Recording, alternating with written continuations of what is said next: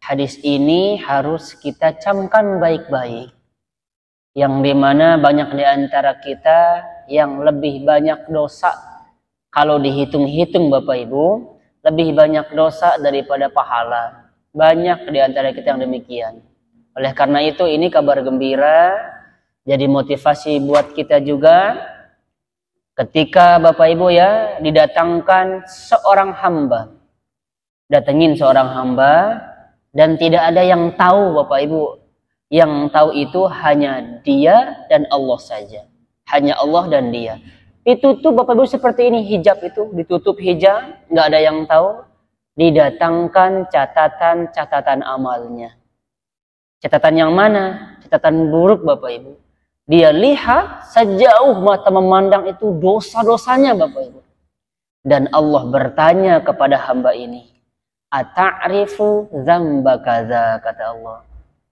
Apakah kamu tahu, wahai hambaku, ini adalah dosa-dosamu? Si hamba diam Bapak Ibu. Ditanya lagi oleh Allah.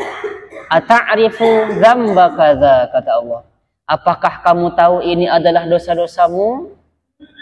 Sampai Bapak Ibu sebuah penjelasan menjelaskan si hamba ini sampai gigit jari.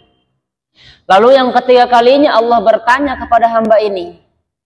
Ata'rifu dzamba kadza, kata Allah. Apakah kamu tahu ini adalah dosa-dosamu? Tahukah kamu wahai hambaku ini adalah dosa-dosamu? Apa kata si hamba ini Bapak Ibu? Rabbi a'rif. Ya Allah, saya tahu itu adalah dosa-dosaku semua. Semua ditampakkan Bapak Ibu, tidak ada yang ditutup-tutupi pada saat itu. Akhirnya si hamba dia mengakui itu adalah dosanya. Lalu kata Allah Bapak Ibu, fa inni qad satartuha 'alaika fid dunya. Dan kata Allah Bapak Ibu, dosa-dosamu yang banyak ini, apakah saya buka sewaktu kamu hidup di dunia tersebut? Tidak, kata si hamba. Dan faktanya sekarang Bapak Ibu, Allah buka enggak aib-aib kita? Tidak. Ya. Allah ceritakan tidak aib-aib kita di Al-Qur'an? Tidak Bapak Ibu. Allah kasih tahu enggak orang lain untuk membeberkan aib-aib kita, dosa-dosa kita? Tidak Bapak Ibu. Dan dosa kita tidak ditampakkan Bapak Ibu ya.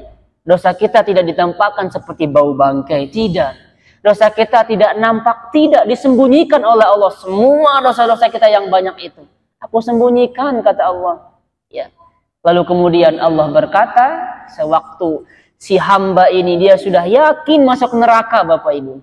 Dia sudah yakin dia bakal dimasukkan, dicemplungkan ke dalam api neraka. Lalu kemudian Allah mengatakan, wa ana aghfiruha lakal yaum. Dan hari ini juga, kata Allah Bapak Ibu, aku ampuni dosa-dosamu yang banyak itu. Saking rahmatnya Allah Bapak Ibu kepada kita. Pertama, ditutupi dosa-dosa kita di dunia. Yang kedua, Allah ampuni dosa kita Bapak Ibu. Makanya mana di antara kita yang mengatakan Allah tidak adil? Itu perkataan yang sangat zolim Bapak Ibu. Jangan sekali-kali mengatakan Allah tidak adil. Ya Allah, tolong saya sudah berdoa ini banyak kok enggak dikabul-kabulkan doaku ya Allah. Mana ini engkau ya Allah? Mana pertolonganmu ya Allah? Jangan berkata demikian Bapak Ibu. Allah tahu yang mana yang terbaik bagi kita. Sudah saat ini kalau kehidupan kita seperti ini, syukuri Bapak Ibu. Ya, oleh karenanya Rasulullah SAW memberikan kita juga kabar gembira. Baca subhanallah itu akan meliputi langit dan bumi. Baca alhamdulillah memenuhi timbangan. Tuh Bapak Ibu, saking rahmatnya Allah kepada kita. Kurang apa lagi coba? Makanya jangan sekali-kali kita katakan Allah tidak adil. Jangan sekali-kali katakan Allah tidak mengijabah doa saya. Jangan Bapak Ibu. Tunggu saja. Kalau ibu tidak diberikan di dunia, Allah akan berikan nanti di akhirat.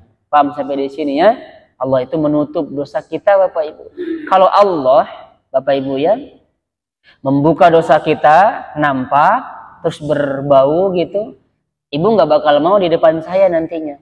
Karena dosa saya banyak. Saya juga barangkali nggak mau di depan, di pinggir-pinggir ibu, misalkan dekat dengan ibu. Sebabkan apa? Karena berbau, bau Bapak Ibu. Nggak akan ada di antara kita di sini mau saling mendekatkan. Ya, berdekatan tuh nggak akan mau. Oleh karena itu saking sayangnya Allah kepada kita, Allah ternyata menutup dosa-dosa kita. Lalu kemudian mau sampai kapan lagi kita akan bertobat?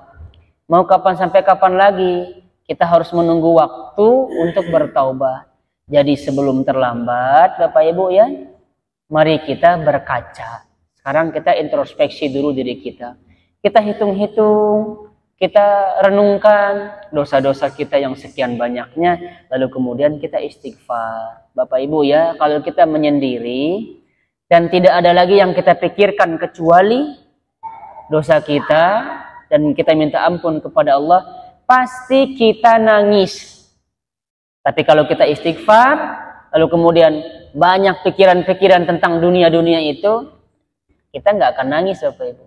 Tapi kalau kita merenung, kita sendiri, lalu kemudian kita menangis, insya Allah kita termasuk 1 dari 7 orang yang mendapatkan naungan nanti di akhirat. Orang yang mana? Orang yang ketika dia sendiri, dia berzikir kepada Allah, lalu kemudian dia menangis. Itu yang perlu kita renungkan saat ini juga, Bapak Ibu. Ya, mudah-mudahan ini ada manfaatnya. Silakan.